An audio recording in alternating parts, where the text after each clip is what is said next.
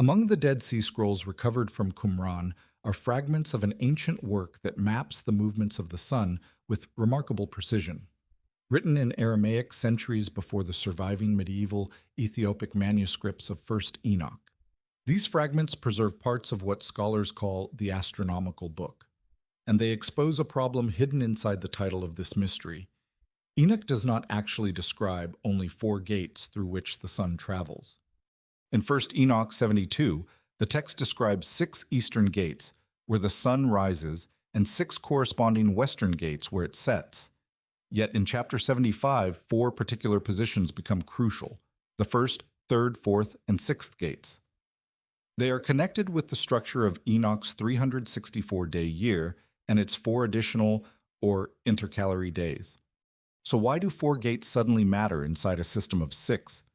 The answer leads beyond a simple description of sunrise. Enoch imagines the heavens as an ordered architecture of gates, windows, celestial chariots, winds, and appointed stations. The text states that Uriel reveals this system to Enoch. It presents the movements above the earth not as accidents, but as components of a regulated cosmic calendar. The Qumran fragments establish that versions of this astronomical tradition circulated in Second Temple Judaism. They do not prove that the universe physically possesses these gates. But another question remains. If the 4 special stations mark critical divisions of the year, what did the ancient author believe existed beyond the openings themselves? That question matters because the surviving evidence comes from more than one textual world. The section now called the Astronomical Book occupies 1st Enoch 72 through 82 in the complete Ethiopic tradition, preserved in Ge'ez, but fragments from Qumran Cave 4 show that related material existed much earlier in Aramaic. 4 manuscripts are central: 4 Q208, 4 Q209, 4 Q210, and 4 Q211, conventionally identified as copies of Astronomical Enoch. They are fragmentary, written on parchment, and assigned by paleography to different periods within the Second Temple era. The Israel Antiquities Authority classifies 4 Q208 as early Hellenistic, while 4 Q210 and 4 Q211 are Hasmonean. Their damaged condition means that no single Aramaic manuscript preserves the whole system described in the later Ethiopic text. That is important. The Ethiopic version gives the familiar sequence of 6 gates in the east and 6 in the west, especially in chapter 72. The Aramaic fragments, however, preserve technical astronomical calculations, particularly concerning lunar visibility, showing that the tradition was not merely a poetic picture of heaven. It contained numerical schemes. The surviving scraps preserve enough technical language to show careful computation, even where the original sequence can no longer be recovered completely. Modern scholarship, therefore, compares 2 kinds of witness: a complete but much later Ethiopic transmission, and physically ancient but incomplete Aramaic copies from Qumran. Neither can simply be treated as a photographic duplicate of the other. Some material preserved in Aramaic has no exact surviving counterpart in the Ethiopic form, while damaged passages leave reconstructions uncertain. So when Enoch speaks of celestial gates, we are not reading an isolated medieval curiosity. We are reading a tradition demonstrably circulating in Jewish antiquity. And the oldest fragments force a sharper question: were these gates intended as literal structures, observational zones on the horizon, or something more complex than either description allows? The text itself gives the first clue. In 1st Enoch 72, Uriel shows Enoch how the sun emerges through 6 gates in the east and enters through 6 in the west. The pattern changes through the year. For a period, the sun rises through 1 gate, then shifts to the next, while the length of day and night increases or decreases according to a fixed numerical scheme. The scene is architectural, but its function is astronomical. Imagine standing on the same ridge before dawn for months and marking the point where the sun first breaks the horizon. It does not rise from exactly the same place every day. Across the year, that point drifts northward and southward, reversing direction near the solstices. The 6 gates in Enoch can be read as a way of dividing that changing horizon into ordered zones. The text then makes the system more precise. In chapter 72, the sun spends successive periods associated with particular gates, while day and night are described in changing proportions. The numbers belong to Enoch's schematic 364-day calendar, not to a modern astronomical calculation. Some scholars interpret the gates as idealized horizon sectors used to organize observations of the solar year. Others emphasize that the author presents them as real features within a structured cosmos inhabited and administered by celestial beings. That distinction matters because the text does not describe empty openings. In 1 Enoch 75, 4 of the gates are singled out in connection with the 4 additional days that complete the 364-day year. These are not extra months. They function as quarter markers, separating the major divisions of the year. The first, third, fourth, and sixth gates therefore carry a calendrical importance that the others do not.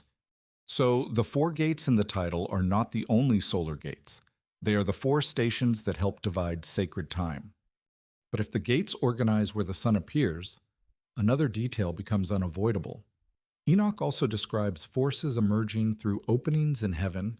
What exactly is supposed to come through them besides light? The next passage broadens the architecture. In 1 Enoch 76, the heavens are not organized only around the sun. Enoch is shown 12 gates associated with the winds, arranged around the 4 directions of the world. Through some come winds described as beneficial, through others come winds connected with cold, heat, destruction, clouds, frost, dew, and rain. This is new evidence because it changes what a gate means inside the astronomical book. A gate is not merely a marker on the horizon. It can also function as a boundary between the inhabited world and the ordered regions from which natural forces emerge. The text imagines weather, light, seasonal change, and celestial motion as parts of one coordinated system. Beyond the openings are not unexplored lands in the modern geographical sense. The text presents structured cosmic regions governed by appointed processes. That does not mean every gate described in chapter 72 through 76 is identical. The solar gates and the wind gates belong to related but distinct schemes. Conflating them would create a picture the text itself does not clearly give. Yet the connection is difficult to miss. The same work that tracks the sun through numbered eastern and western openings also describes winds moving through gates at the edges of the earth. To the ancient author, the visible horizon appears to be more than scenery. It is a threshold where an unseen cosmic order becomes visible through sunlight, changing seasons, storms, and the lengthening of days. The implication is larger than astronomy. Enoch's cosmos behaves like a regulated sanctuary, with entrances, appointed movements, boundaries, and celestial administrators. What lies beyond the gates is therefore not described as a single hidden realm. It is a network of ordered regions from which the mechanisms of the world proceed. But one problem remains. If the text treats these gates as part of a real cosmic structure, why do its numerical descriptions sometimes fail to match the sky with modern precision? The numerical problem turns on a deceptively small detail. The 4 special days associated with the first, third, fourth, and sixth gates are sometimes described in English translations as intercalary days. That word can suggest something inserted occasionally, like the leap day added to a modern calendar. But Enoch's 4 days are not occasional corrections. They belong to every 364-day cycle described by the text. That difference changes the picture. The underlying scheme consists of 12 months arranged so that 4 seasonal divisions contain 91 days each. 4 special days mark the completion of those divisions. Together, they produce exactly 364 days, or 52 complete weeks. This mathematical elegance has an obvious consequence. 364 is divisible by 7. Festivals assigned to particular dates can therefore return to the same weekday every year within the ideal scheme. The calendar does not drift through the week. But it does create another problem. The actual tropical year is approximately 365.24 days. A calendar of exactly 364 days would therefore fall behind the seasons unless some additional method of correction were applied. The surviving astronomical book does not give us an undisputed, complete procedure showing how that long-term discrepancy was historically corrected in practice. This is where translation and interpretation become important. Calling the 4 days intercalary can make them sound like a solution to the difference between 364 days and the solar year. They are not. Within Enoch's own arithmetic, they are necessary to reach 364 in the first place. So the 4 privileged gates reveal something more precise than mysterious portals. They anchor a calendar designed around numerical and ritual order. And once that distinction is recognized, a harder question appears: was the author constructing an ideal sacred year, or attempting to describe observations of the real sun? Modern astronomy gives us a way to test part of that question without pretending it can prove what the ancient author believed. The key is the sun's changing position on the horizon. Because Earth's axis is tilted, sunrise does not occur at one fixed point throughout the year. From a given latitude, the rising point moves progressively northward and southward between the solstices. Near the equinoxes, it crosses the eastern horizon closer to due east. Ancient observers could detect this pattern without telescopes simply by watching the horizon over long periods. That makes the gate system intelligible as an observational model. If the 6 eastern gates represent broad sectors along the horizon, then the sun's annual migration can be described as movement from one gate to another and back again. The corresponding western gates would organize sunset in the same way. This does not prove that the author intended a modern geometric model, and it certainly does not prove that physical portals exist in the sky. It shows only that the underlying phenomenon is real and observable. The numerical scheme is more complicated. A 364-day year is close to the solar cycle, but not exact. Modern astronomy measures the tropical year at roughly 365.24 days. Without periodic correction, a fixed 364-day calendar would drift by more than a day each year relative to the seasons. Over decades, that difference would become impossible to ignore. Some scholars therefore distinguish between the observational knowledge reflected in Enoch and the idealized calendar built from it.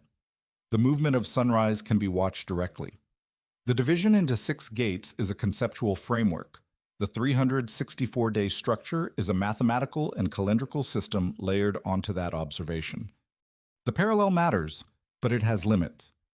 Enoch may preserve a disciplined attempt to organize the sky using repeated observation, numerical symmetry, and religious meaning at the same time.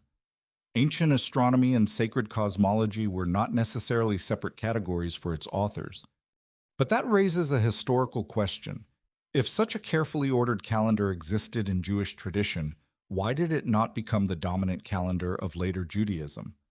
That historical question leads directly into a documented conflict over timekeeping. The 364-day calendar was not unique to the astronomical book. A closely related scheme appears in Jubilees Palm, and calendrical texts from Qumran show that some Jewish groups in the Second Temple period organized sacred time differently from the calendar that later became standard in Rabbinic Judaism. The disagreement was not merely technical. Calendar determines when festivals begin, when priestly service is performed, and when a community believes sacred appointments are being kept correctly. A different calendar can therefore create a different religious rhythm, even when the communities involved honor many of the same scriptures and festivals. At Qumran, several texts reflect a strong preference for a schematic year built from complete weeks.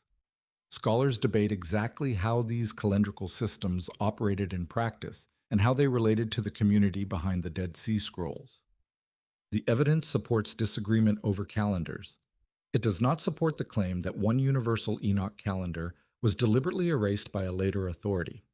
Later, Rabbinic Judaism developed a lunisolar calendar structured around lunar months with periodic adjustment to remain aligned with the seasons. That system differs fundamentally from the 364-day framework associated with Enochic and related literature. The difference helps explain why the gate-based solar scheme did not become the calendar familiar from later Jewish practice today. Christian reception adds another layer. Early Christian writers knew First Enoch, and the Epistle of Jude preserves a quotation closely corresponding to First Enoch 1:9. Yet most Christian traditions did not preserve the whole book in their biblical canon. The Ethiopian Orthodox Tewahedo Church did preserve First Enoch in Ge'ez, allowing the astronomical book to survive in complete form long after the Aramaic copies had become fragmentary archaeological remains. So the solar gates survived, but mostly outside the traditions that came to dominate Jewish and Western Christian calendrical life, which leaves one unresolved possibility: were the gates forgotten because their cosmology became obsolete, or because the calendar behind them belonged to a rival vision of sacred time? That possibility becomes harder to resolve when the physical manuscripts are examined closely. The Aramaic copies of astronomical Enoch from Qumran are not complete books. They survive as damaged fragments, with missing lines, broken edges, and sections that can only be reconstructed by comparison with parallel material. This creates a modern problem. The Ethiopic text preserves the full sequence of solar gates, seasonal divisions, and calendrical instructions. The Aramaic fragments prove that an astronomical Enoch tradition existed centuries earlier, but they do not preserve every sentence needed to trace the entire gate system back word for word. In some places, scholars can align the fragments with later material. In others, the surviving Aramaic preserves details that are absent, rearranged, or differently expressed in the Ethiopic tradition. That means the oldest evidence is also the most incomplete.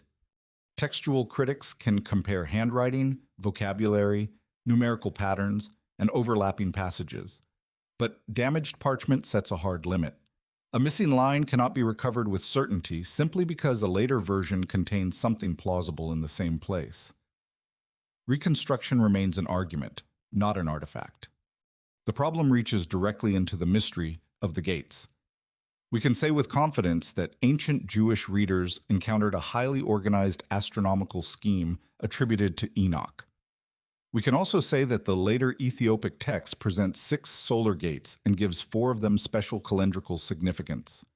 What we cannot yet demonstrate is that every detail of that surviving architecture stood in exactly the same form in the earliest copies. The fragments remain in collections. The missing portions do not.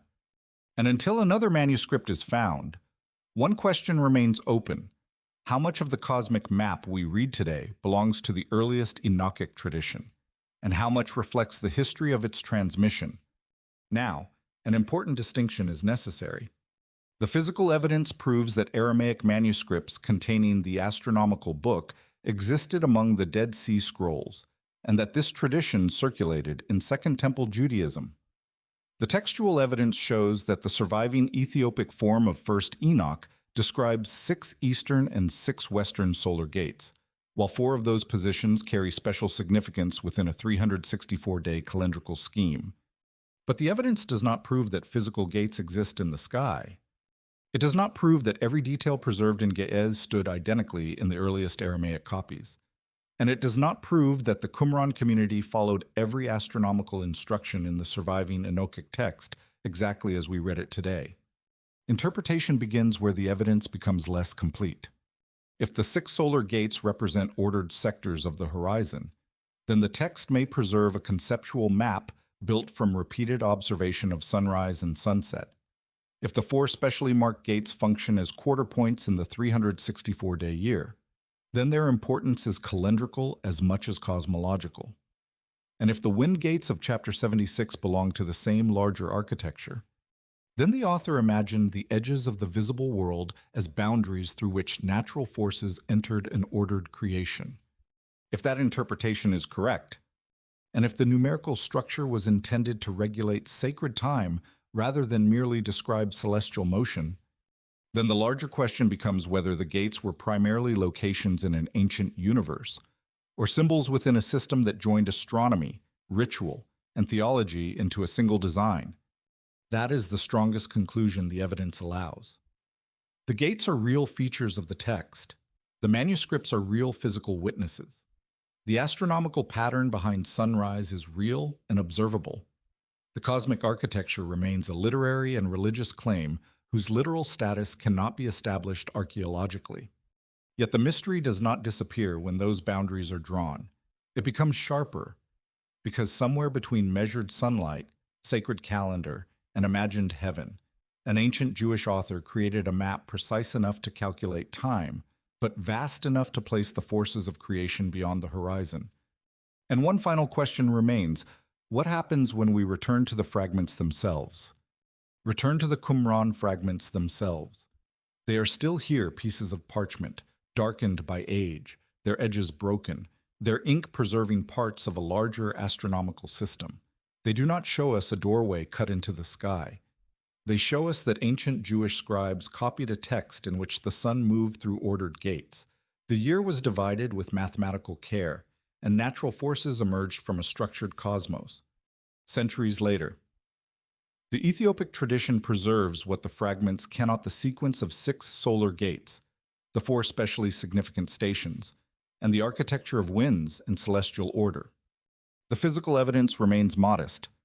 That is precisely why it matters. These manuscripts do not validate a hidden geography beyond the horizon. They preserve an ancient attempt to connect observation, sacred time, and cosmic meaning in one model. Part of that model reflects phenomena anyone can watch: the shifting point of sunrise, the changing length of day, the return of seasons. Part belongs to the theological universe of the text. So the mystery returns to the damaged parchment with which it began. When Enoch's authors looked beyond those gates, were they mapping the heavens they believed existed, or using the sky to describe an order they believed governed everything?